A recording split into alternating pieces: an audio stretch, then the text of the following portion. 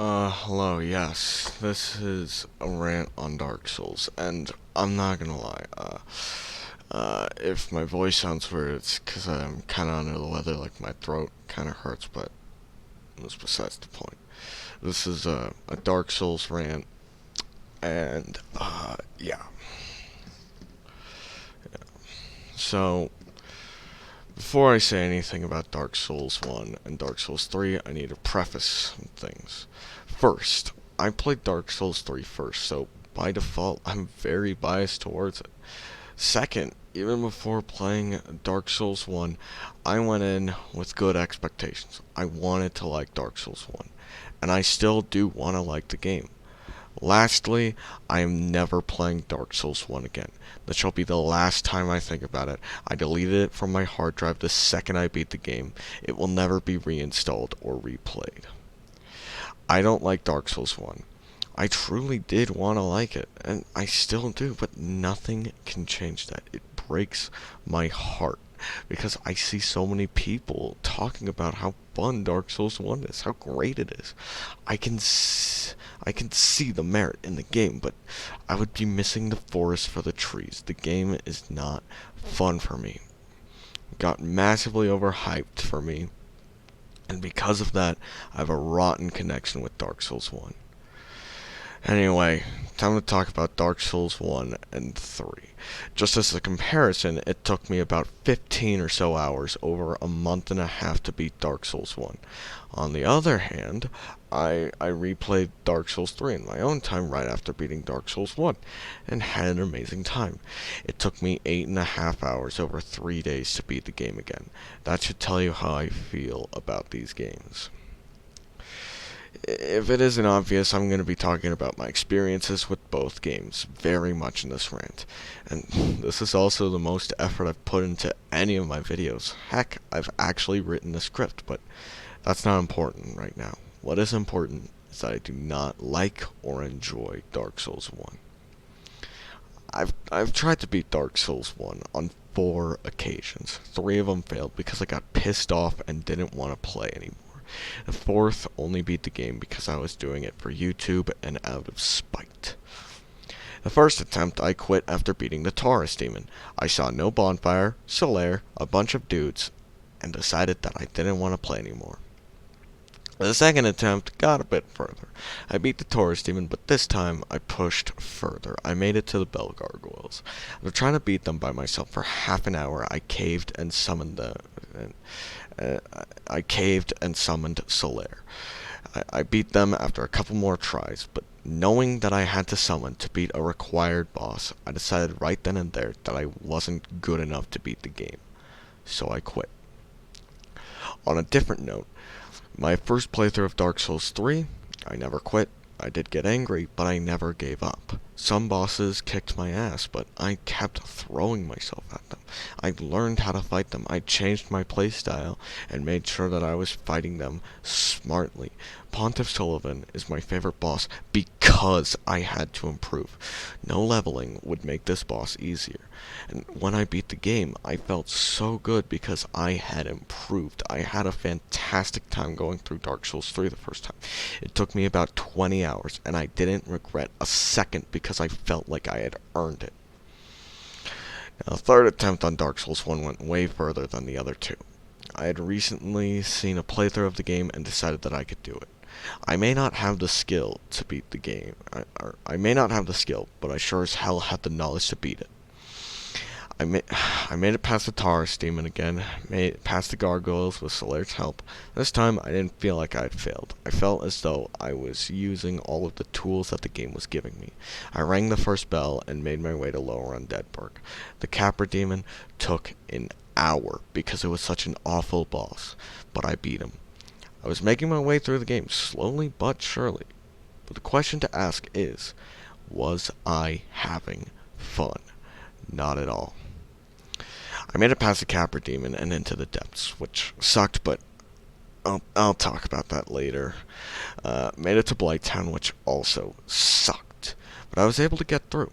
What the game What the game felt like to me was just going through an area that sucked to get to another area that also sucked to get to an area that sucked even more to fight a boss that was awful to get to an area that was just mildly awful. That's what Dark Souls 1 felt like to me, that playthrough and the next one. Anyway, I slowly but surely made my way to Anor Londo, the city of the gods. And guess what?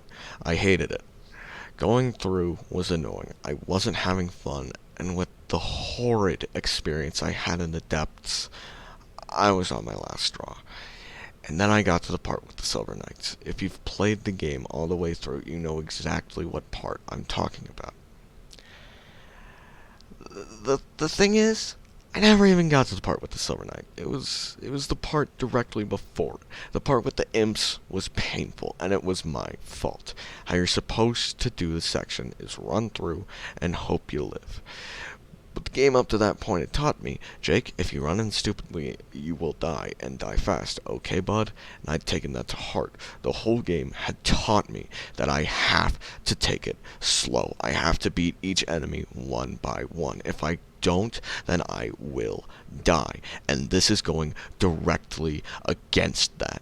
But anyway, I slowly made my way through the area, beat up the two giant guards, fought the imps one by one, and then made my way down, where I would try and fight the imps while being shot by giant arrows. But after 5 attempts of this, which each took about 5 minutes because of how slow the game is paced, I gave up. I turned the game off. And I knew what was coming up. I knew about New Londo. I knew about the Duke's Archives. I knew about Lost Izalith. And I knew about the Tomb of the Giants. This was the straw to break the camel's back. I didn't want to play anymore because I knew that the areas that came up later were even worse than anything I had done up to that point. So I gave up.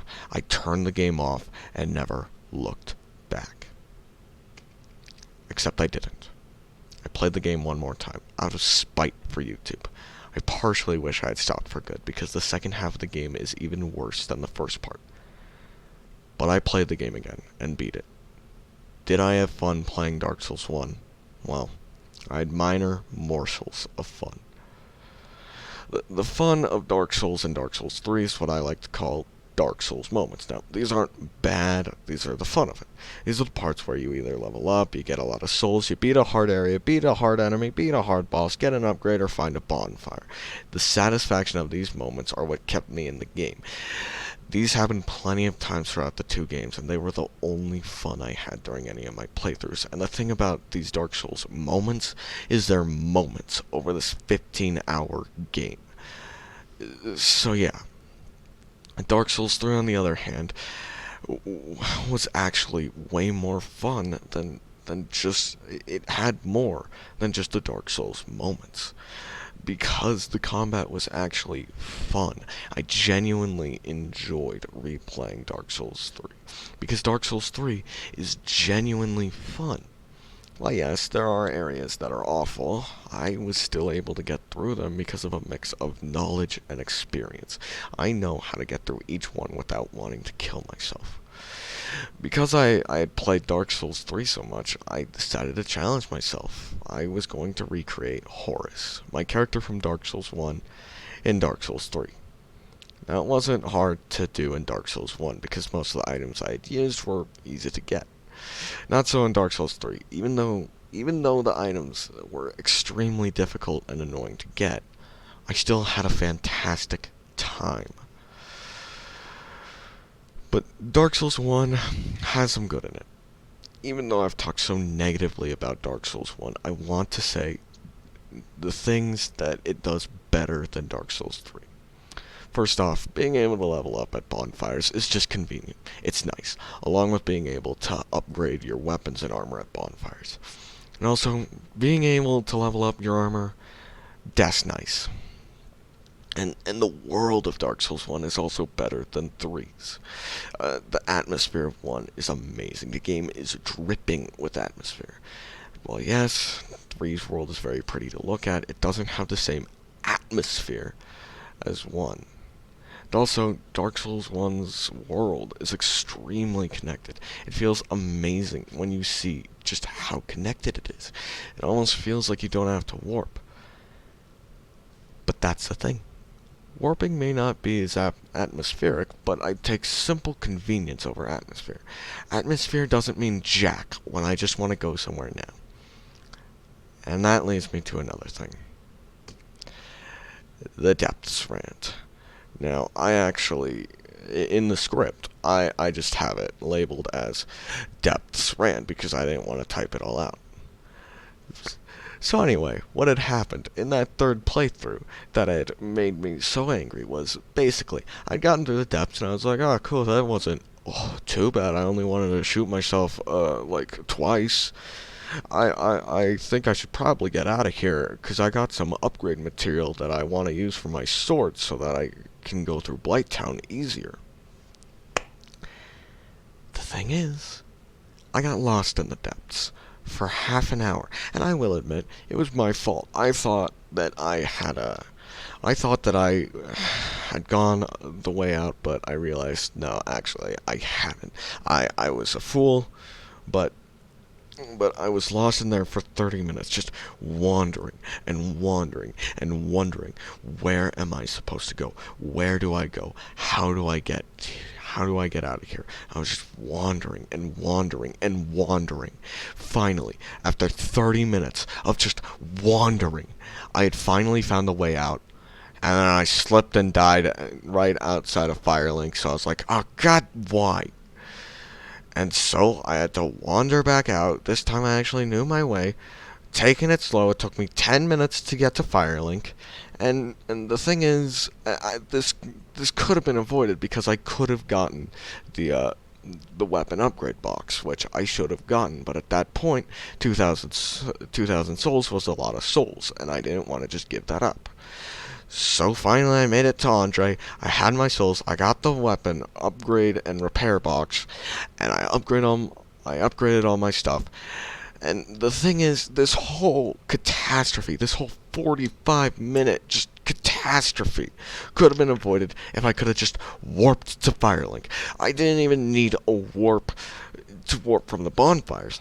It could have just had an item, like warp to Firelink. I would have liked that so much.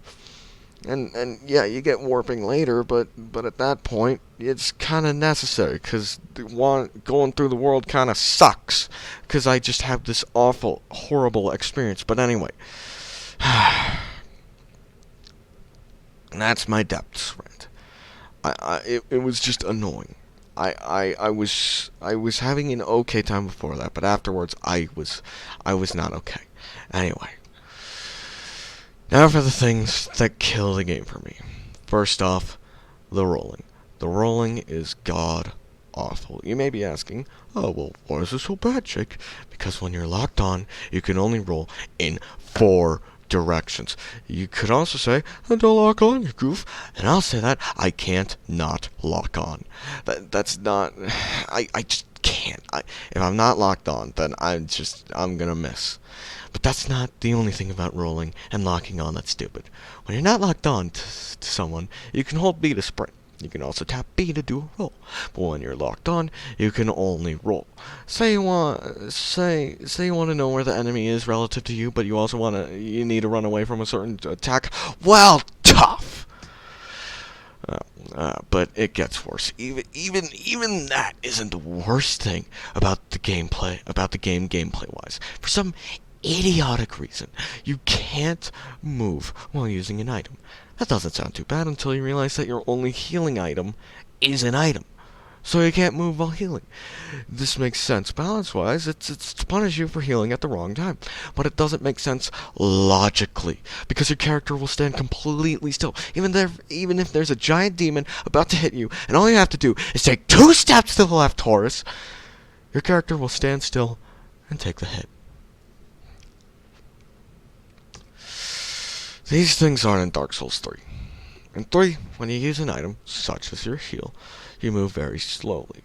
But you still move. You can also warp from the start, which is just convenient. And I know that some say that Dark Souls 3 is easy, and part of and those things do make it easier, but I disagree. Dark Souls 3 is more accessible, and because of that, it's a better game. It's still hard, but not as hard as Dark Souls 1, and it's hard for the right reason. It's like coming in third at the Olympics. Sure, you're not the best guy there, but you're still the third best in the world. And now, for the fourth and final attempt. This one I put on YouTube. Just like the last few, I made it past all the stuff, and then I made it back to Anne Orlando. This time, armed with the knowledge on how to beat the Silver Knights, I made it through. I felt surprised because I had never gotten that far, but the thing is, was I having fun? No. I summoned a friend to help me beat Ornstein and SpongeBob. He's cool. But, and then we beat the game together. I would summon him in, and then we would go through the areas and beat the bosses. And it wasn't too hard with 2 people. The game is balanced for 1 people. And the game is about going through a dying world by yourself, not with a bro. But we made our way through the last few bosses, and guess what? Most of them sucked, and so did the summoning. Summoning is how multiplayer works in Dark Souls. Someone will place down a summoning stone, and then they can be summoned by others. This works about 60% of the time, none of the time. Even... It was so finicky that half the time it just didn't work. We couldn't even summon inside a new Londo, so Sponge just had to tell me how to get through. And I was able to get through it without too much trouble, but it was still more than I would have liked. We beat the game soon after. I turned off the game, uninstalled it from my computer, and I've never looked back. There's one thing I want to say about Dark Souls 1. It's that I'm disappointed in it. I wanted so much to like it. The game has so much merit to it. But the game is just not fun to play. No beating around the bush. It's not fun. I'm not going to play Dark Souls 1 again. Never. I would like to finish this video with a with something that some games just don't know. A quote. If it's not fun, why bother? Reggie from Reggie. If you don't know who that is, let me hide under that rock with you for more episodes of WandaVision. Reggie is the former president of Nintendo of America. I believe that he is one of the most influential people in video game history, and that quote is something that I live by. Now, you can't go living everything by that, but if entertainment isn't fun, what's the point of it? That is what I've been trying to say about Dark Souls 1. But I should also say, I don't hate the Souls community, or you, if you like the game. Dark Souls 1 could be a masterpiece. It's just... it isn't. The opinion that Dark Souls 1 is a good game, that is completely valid. You can play the game over and over and have a great time with it, but I won't. I don't like Dark Souls 1. Nothing is ever going to change that. No matter what changes I see in life, I know I will never enjoy Dark Souls 1.